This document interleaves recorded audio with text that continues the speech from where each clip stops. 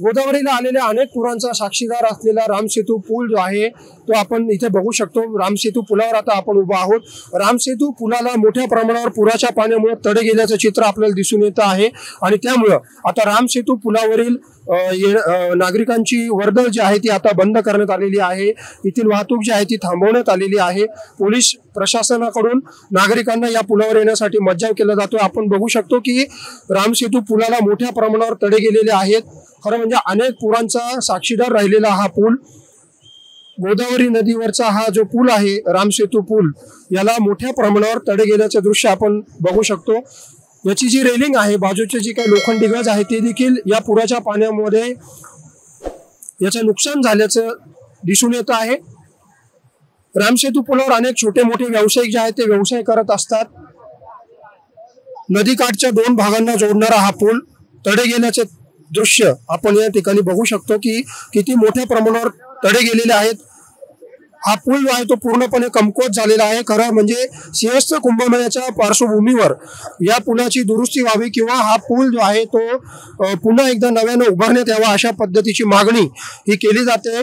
प्रशासनाकडून जो सिंहस्थ कुंभमेळ्याचा जो आराखडा बनवण्यात आलेला आहे त्या आराखड्यामध्ये देखील हा पूल नवीन उभारण्याचं आराखड्यामध्ये प्रस्तावित करण्यात आलेला आहे। परंतु गेल्या 2 दिवसांपासून नाशिक शहरामध्ये जो काही मुसळधार पाऊस सुरू आहे त्या पावसामुळे मोठ्या प्रमाणावर गोदावरीला पाणी सोडण्यात आलेलं आहे। पाण्याचा प्रवाह मोठ्या प्रमाणावर आपल्याला या ठिकाणी दिसून येतो आहे आणि आपण जर पाहिलं तर या रामसेतू पुलाची दुरावस्था झाल्याचं, या पुराच्या पाण्यामुळे प्रचंड मोठ्या प्रमाणात दुरावस्था झाल्याचं दिसतंय। हे जर चित्र बघितलं तर या पुलाचे जे काही लोखंडी रेलिंग आहे, जे गज आहेत, संरक्षक गज या ठिकाणी जे बसवण्यात आलेले आहेत त्याची दुरावस्था झालेली आहे। काही ठिकाणून गज जे आहे ते पूर्णपणे तुटलेल्या अवस्थेत दिसून येत आहेत। काही ठिकाणी ते अर्धवट वाकलेले आहेत। हे दृश्य आपण बघू शकतो। मोठ्या प्रमाणावर रामसेतू पुलाला तडे गेलेले आहेत। त्यामुळे आता हा पूल जो आहे तो बंद करावा, हा पाडून पुन्हा एकदा नव्याने बांधण्यात यावा अशी देखील मागणी होते। मोठ्या प्रमाणावर पुलाला तडे गेलेल्याचं आपल्याला या ठिकाणी दिसून येत आहे। पुलाच्या मधोमध देखील हे तडे दिसून येत आहेत। पोलीस प्रशासनाकडून नागरिकांना पुलावरून बाजूला घेण्याचं जे काम आहे ते आता सुरू आहे। पोलीस प्रशासनाकडून नागरिकांना हटवलं जातंय।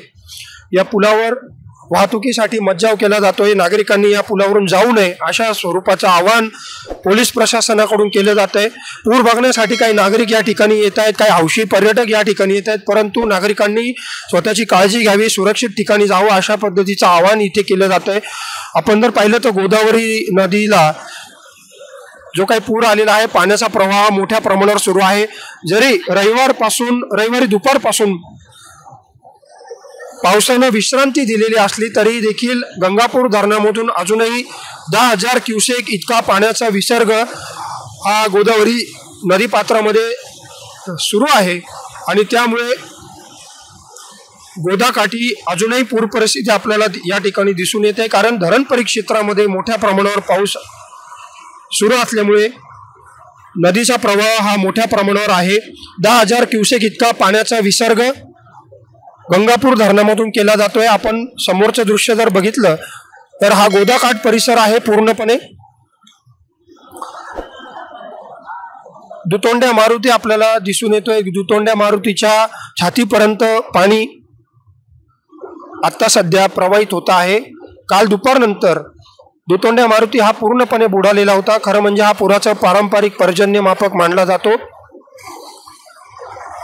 दुतोंड्या मारुती बुडाल्यानंतर पुराची धोकादायक पातळी ओलांडली असा एक संकेत मानला जातो आणि काल दुपारनंतर मारुती जो आहे तो पूर्णपणे बुडालेला होता। परंतु काल दुपारनंतर म्हणजे रविवारी दुपारनंतर पावसाने जी काही विश्रांती दिली त्यानंतर पाणी थोड्या प्रमाणामध्ये कमी झालेलं आहे, परंतु पाण्याचा प्रवाह मात्र कायम आहे।